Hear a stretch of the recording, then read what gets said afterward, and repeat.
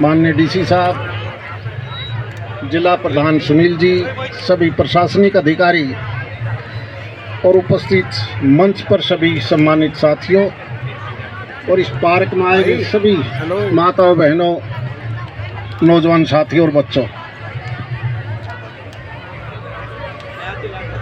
देखिए इस देश का 142 करोड़ आदमी आज सरदार पटेल क्यों मानता है? क्योंकि एक ऐसे समय पर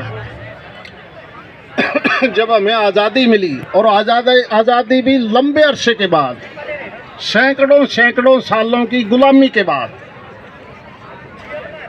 ये भारत जो आज जिसका नक्शा आप देख रहे हो, अगर सरदार पटेल नहीं होते तो 500 से ज़्यादा रियासतें थी इस देश में और सैकड़ों साल तक गुलामी रहने के कारण किसी के पास 100 गांव, किसी पर 500 गांव, कोई कहीं का राजा बना बैठा था, किसी का नवाब बना बैठा था।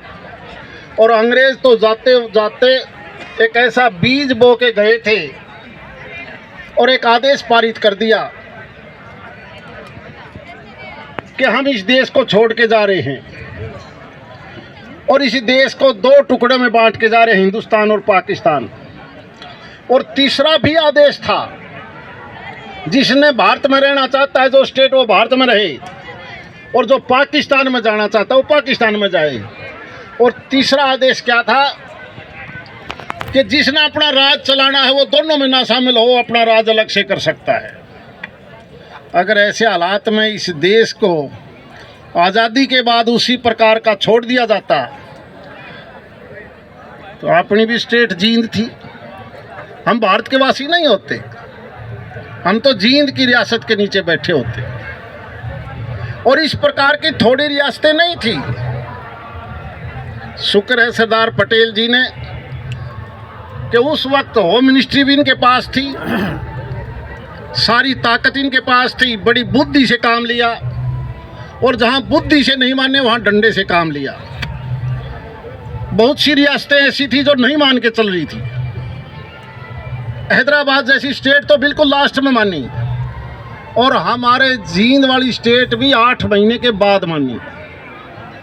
याद करो उस वक्त 47 की बजाय हमें 48 में ये दादरी शामिल हुआ आज़ादी में, जब लोगों ने बड़ा भारी आंदोलन कर लिया। तब जाके सरदार पटेल ने कहा कि मैं तेरी सपोर्ट नहीं करूंगा, सुन ले तू जींद वाला राजा, महाराजा पटियाला में तेरी सपोर्ट नहीं करूंगा, नारनौल में भी, वरना सरेंडर कर दे, इनको दे दे। ऐसे व्यक्ति की को हम इसलिए याद करते हैं कि आज ये बड़ा भारत, मजबूत भारत, जिससे दुनिया के कई देश अब अपने आप भय खाते हैं। अगर छोटे छोटे टुकड़े होते तो आपने देखा है रसिया ने यूक्रेन का क्या हालात कर दिए।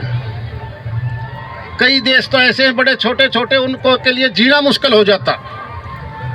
इसलिए सरदार पटेल की समझ से, और इसको केवल हम याद इसलिए नहीं करना चाहते कि आज हमने इनका दिन मना लिया 150 साल पहले का, या हमने यात्रा कर दी, ये यात्रा नहीं है।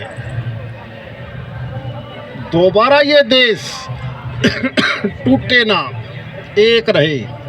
कितनी भाषाएं इस देश में हैं, कितने धर्म इस देश में हैं, कितनी बोलियां हैं, कितने क्षेत्र हैं, सारा का सारा भारत एक रहे, ये कभी कमजोर ना पड़े। आने वाली पीढ़ी भी इस बात को लेकर चले कि ये भारत मजबूत कैसे रह सकता है, एक कैसे रह सकता है। जब कभी भी क्षेत्रवाद की बातें उभरती हैं, राजनीतिक तौर पर भी बहुत सी पार्टियां ऐसी हैं कि वो क्षेत्र की भावनाएं ज़्यादा भर देती हैं, और जब क्षेत्र की भावनाएं भरने में वो कामयाब हो जाते हैं तो उसका रिजल्ट अच्छा नहीं होता। नक्सलाइट मूवमेंट इस देश के बहुत ज़्यादा प्रदेशों के बहुत बड़े इलाके में फैल चुका था। अगर उसको दबाया नहीं जाता तो क्या हालात होते। आपसे छिपा हुआ नहीं है, भाषा और क्षेत्र के नाम पर, केवल धर्म के नाम पर हमने पंजाब के अंदर आग देखी है, अगर उसको दबाते नहीं तो आज पंजाब भारत का हिस्सा नहीं होता। यही हालात कश्मीर के अंदर भी कुछ एक धर्म के लोगों ने इसी प्रकार का माहौल पैदा किया, जिसका रिजल्ट आज तक ये देश भुगत रहा है। इसलिए आज ज़रूरी है कि ऐसे मामले में हम इस देश की 142 करोड़ की जनता, इतना बड़ा क्षेत्र जिसमें 30 के आसपास प्रदेश हो, यूनियन टेरिटरी अलग हो, हम आपस में हमारी विचार अलग हो सकते हैं, लेकिन देश एक रहना चाहिए। देश अगर एक नहीं रहेगा तो फिर हालात दुनिया के उन देशों की तरफ भी देखो जो आज जिनके हालात खराब हो चुके हैं। इसलिए आओ हम सब मिलकर इस यात्रा को यात्रा ना समझकर हम हर साल इस यूनिटी के लिए काम करें। यूनिटी फर्स्ट, देश पहले, हम सब बाद में।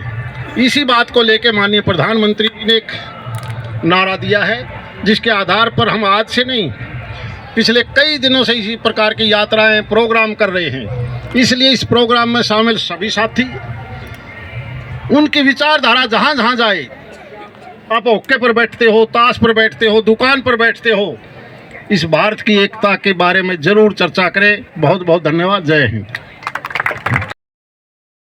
एक रहे, किसी प्रकार का भी हमारे ऊपर कोई ऐसी बातें ना आए जिससे हम बिखराव की तरफ जाएं। क्योंकि इस देश में बहुत भाषाएं हैं, क्षेत्र है, धर्म है, इसके बावजूद ये देश एक हर एक रहे। इसी बात को लेकर हम पिछले कई दिनों से अलग अलग प्रांतों में इसी प्रकार की यात्रा चल रही है। बिहार में प्रचंड बहुमत के साथ